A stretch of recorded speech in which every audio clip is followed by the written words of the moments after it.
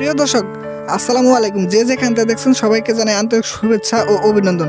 আজকে আমরা যিশু যে প্রাণ ত্যাগ করা হয়েছিল সেই স্থাপনায় স্তম্ভগুলো দেখানোর চেষ্টা করব এবং ঈসা নবী ও যিশুর শূন্যকবর দেখানোর চেষ্টা করব। আপনারা দেখতে থাকুন আমাদের প্রতিবেদনটি। আমরা কিন্তু অবস্থান করছি 12 মাইল মিশন নালিতাবাড়ি শেরপুর। আপনাদেরকে দেখাতে চলছি যিশুর শূন্যকবর যেখানে করা হয়েছে এই সমাধিটি আপনাদেরকে দেখানোর চেষ্টা করব। আপনারা দেখতে থাকুন রিপোর্টার্স ডিম। আমরা কিন্তু চলে এসেছি সেই স্থানে যেখানে যিশু প্রাণদণ্ডের আদেশ দেওয়া হয়েছিল। আমরা কিন্তু প্রথম স্থানে রয়েছি, আপনাদেরকে দেখানোর জন্য উপরের দিকে যাব। যিশুর কাঁধে ক্রুশ স্থাপন, আমরা কিন্তু দ্বিতীয় স্থানে চলে এসেছি। আপনারা দেখতে থাকুন আমাদের প্রতিবেদনটি। কানা নগরে বিবাহ উৎসবে যিশু আত্মপ্রকাশ, আমরা কিন্তু দ্বিতীয় স্থানে অবস্থান করছি। আমরা কিন্তু তৃতীয় স্থানে অবস্থান করছি যেখানে ক্রুশের বারে যিশু প্রথমবার পতন, মানে এখানে কিন্তু প্রথমবারের মতো যিশু পতন হয়েছিল এবং আপনাদেরকে দেখানোর চেষ্টা করব। শেষ পর্যন্ত আপনারা পাশেই থাকুন, দেখতে থাকুন আমাদের প্রতিবেদনটি। প্রিয় দর্শক, আমরা কিন্তু তৃতীয় স্থানের পরে দেখতে পেয়েছি যে এই স্তম্ভটি এখানে কিন্তু দেখা যাচ্ছে ওই সবানি ঘোষণা ও মন পরিবর্তনের আহ্বান, এখানে কিন্তু মন পরিবর্তনের আহ্বান করা হয়েছিল। আমরা কিন্তু চতুর্থ স্থানে অবস্থান করছি। এখানে কিন্তু আমরা দেখতে পাচ্ছি জননীর সহিত যিশু প্রথম যে সাক্ষাৎ হয়েছিল সেই স্থাপনাটি। পঞ্চম স্থানের জন্য একটু উপরের দিকে অগ্রসর হতে যাচ্ছি। আপনারা পাশে থাকুন, দেখতে থাকুন আমাদের প্রতিবেদনটি।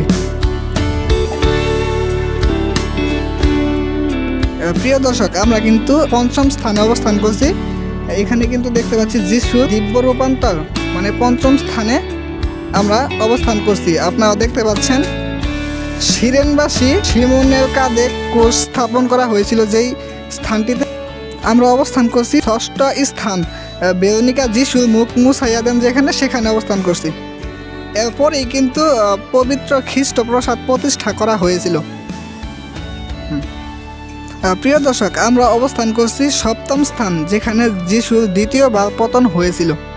দেখতে দেখতে কিন্তু আমরা চলে এসেছি অষ্টম স্থানে, জেরুজালেমের নারীদিগের বিলাপ যেখানে হয়েছিল সেই স্থানটিতে আমরা অবস্থান করছি। আমরা কিন্তু অষ্টম স্থানের পরেই চলে এসেছি চতুর্থ ভাগ গৌরবময় পঞ্চ নিগূতত্ব যিশুর গৌরবময় পুনরুত্থান।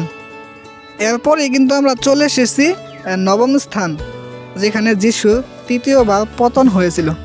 এরপরেই কিন্তু আমরা দেখতে পাচ্ছি যিশুর স্বর্গারোহণ, দেখতে পাচ্ছি দশম স্থান যিশুর বস্ত্র উন্মোচন। প্রিয় দর্শক, আমরা কিন্তু দেখতে দেখতে কিন্তু 11 নাম্বার স্থানে চলে এসেছি যেখানে যিশুর ক্রুশারোপণ করা হয়েছিল। এরপরই কিন্তু আমরা দেখতে পাচ্ছি প্রেরিতগণের উপর পবিত্র আত্মার আবরোহণ। প্রিয় দর্শক, আমরা কিন্তু 12 নাম্বার স্থানে অবস্থান করছি যেখানে ক্রুশের উপর যিশুর প্রাণ ত্যাগ করা হয়েছিল। এটি কিন্তু চিরস্মরণীয় বরণীয় করে রাখা হয়েছে। খ্রিস্টান ধর্মে যিশু প্রাণদণ্ডের ঘটনা বলা হয় বাইবেলের গতালিয়া পর্ব 3:13 এর মাধ্যমে। এখানে কাহিনী দেখানো হয়েছে যে যিশু খ্রিস্টের একজন অনুযায়ী তার প্রাণদণ্ডের কারণে ক্রুশে ক্রুসিফিকশন হয়েছিলেন। এই ঘটনাটি খ্রিস্টান ধর্মের ইতিহাসে একটি মুখ্য ও গুরুত্বপূর্ণ ঘটনা হিসেবে পরিচিত। যিশু প্রাণ ত্যাগের পরেই কিন্তু কুমারী মারিয়ার স্বর্গ উন্নয়ন করা হয়েছিল। প্রিয় দর্শক, এরপরেই কিন্তু 13 নম্বর স্থান যেখানে কুমারী মারিয়ার কুরে যিশুকে স্থাপন করা হয়েছে। আমরা কিন্তু অগ্রসর হতে যাচ্ছি 14 নম্বর স্থানের দিকে। আপনারা দেখতে থাকুন আমাদের প্রতিবেদনটি। প্রিয় দর্শক, এই সেই 14 নম্বর স্থান যেখানে যিশুর সমাধি দেওয়া হয়েছে। আমরা কিন্তু আপনাদেরকে নিয়ে যাব সেখানে, দেখতে থাকুন রিপোর্টার্স ডিম।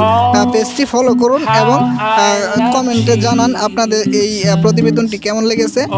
আপনাদেরকে নিয়ে যাচ্ছি সেখানে, পাশে থাকুন, দেখতে থাকুন ভিডিওটি। যিশুকে কবরে শায়িত করার আগে কিন্তু কুমারী মারিয়া গৌরবময় মুকুট ধারণ করেছিলেন।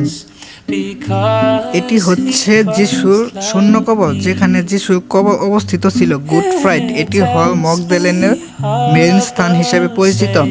এটি জেরুজালেমে অবস্থিত এবং খ্রিস্টান উপাসনার একটি পবিত্র স্থান হিসাবে এটি পরিচিত। প্রিয় দর্শক, আপনারা দেখতে পাচ্ছেন যিশু স্মৃতিস্তম্ভ মূর্তি। এটি কিন্তু আপনাদেরকে আমরা এতক্ষণ দেখানোর চেষ্টা করেছি। আপনাদের যদি এই প্রতিবেদনটি ভালো লেগে থাকে তাহলে একটি লাইক এবং একটি কমেন্ট করে জানাবেন আপনার মতামত। এটি হচ্ছে 12 মাইল মিশন নালিতাবাড়ি শেরপুর।